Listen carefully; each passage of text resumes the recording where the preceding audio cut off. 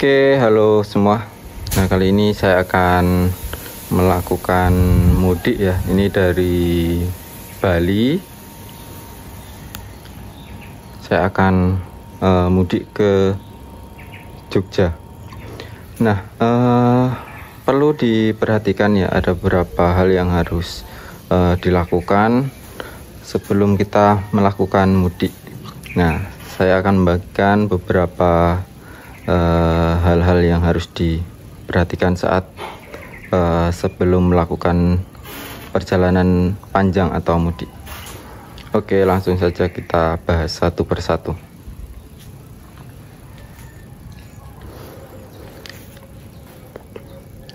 Nah, berhubung di sini saya menggunakan mobil yang lumayan lama ya.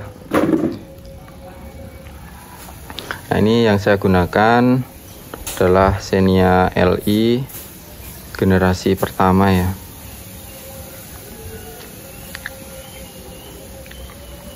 Tapi tidak perlu khawatir meskipun sudah mobil tahun lama, asalkan perawatan baik, perawatan rutin, kemudian dicek secara berkala, itu untuk perjalanan jauh itu tidak masalah.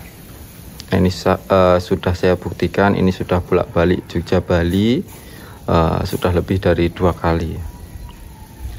Nah, lanjut ke intinya ya. Jadi ada beberapa hal yang harus diperhatikan saat sebelum melakukan mudik perjalanan.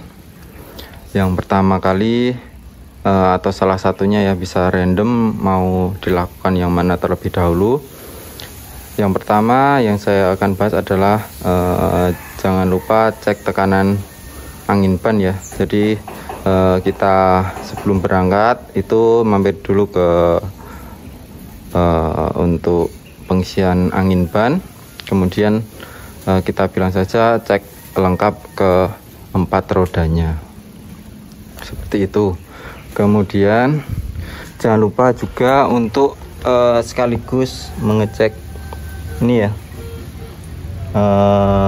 ban cadangannya, suruh tambahkan angin sekalian apabila tekanan anginnya kurang. Jadi totalnya ada 4 plus 1 ban untuk cadangan.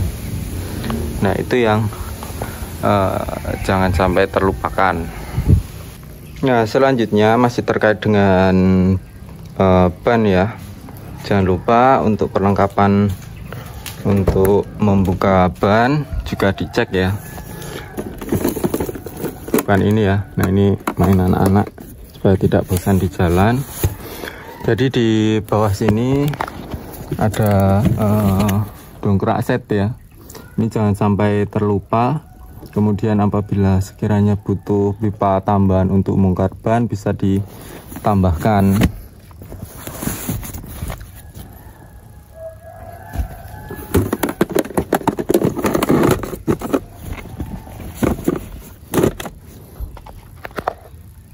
Nah, selanjutnya yang menurut saya wajib juga dibawa adalah oli cadangan ya, oli mesin ini. Ini sama dengan yang saya gunakan, ini Shell. Jadi apabila olinya berkurang lumayan drastis ya, ini bisa ditambahkan. Kemudian di sini juga saya membawa radiator coolant ya. Nah, ini radiator coolant-nya. Jadi misal perjalanan panjang itu biasanya sedikit berkurang juga airnya. Jadi untuk jaga-jaga saya bawa juga radiator coolant-nya. Itu ya. Kemudian jangan lupa juga kalau ada karet ban ya, karena ini mobil sudah tahun lama, tahun tua, biasanya karet-karet itu sudah ketas. Nah, untuk antisipasi kita bisa bawa karet ban untuk menambal apabila amit-amit ya terjadi hal yang tidak diinginkan pada misalkan pipa atau selang radiatornya. Nah, itu. Nah, ini saya bawa selotip, kemudian ini TBA untuk pipa ya. Jadi kebetulan saya tidak punya karet bannya. Ini untuk jaga-jaga alternatif juga. Itu salah satunya. Kemudian kunci-kunci sedikit saya bawa juga. Oke, lanjut part selanjutnya. Nah, kita lanjut ke bagian depan ya. Kemarin kebetulan sudah habis ganti pipa AC ya, karena ada sedikit kebocoran daripada trouble di jalan. Sudah saya ganti, nanti videonya saya buatkan tersendiri. Selanjutnya yang perlu disiapkan adalah kita cek untuk air radiatornya ya, air pendingin mesinnya. Nah, ini aman ya. Kemudian cek juga pada tangki reservoirnya atau tangki cadangannya. Nah, ini ya. Nah, ini ya kelihatan isinya segini ya, hampir full. Ini jangan sampai di bawah batas low ini. Jadi usahakan di antara full atau low ini ya, jangan melebihi full, jangan kurang dari low. Nah, kalau melebihi full nanti bahaya juga. Seperti itu. Kemudian selanjutnya kita cek oli mesinnya ya, dari stick olinya. Ini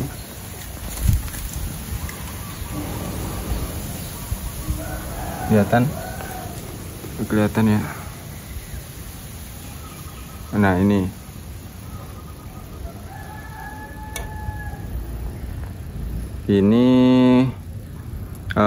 olinya itu harus di ini ya, di huruf F ini. Jadi ini sudah cukup ya, kalau kurang bisa ditambahkan seperti itu. Nah, nanti apabila di perjalanan kok berkurang drastis, bisa ditambahkan dengan oli atau oli cadangan tadi ya, yang sudah kita bawa tadi. Oke, oli sudah beres atau tidak ada masalah. Kemudian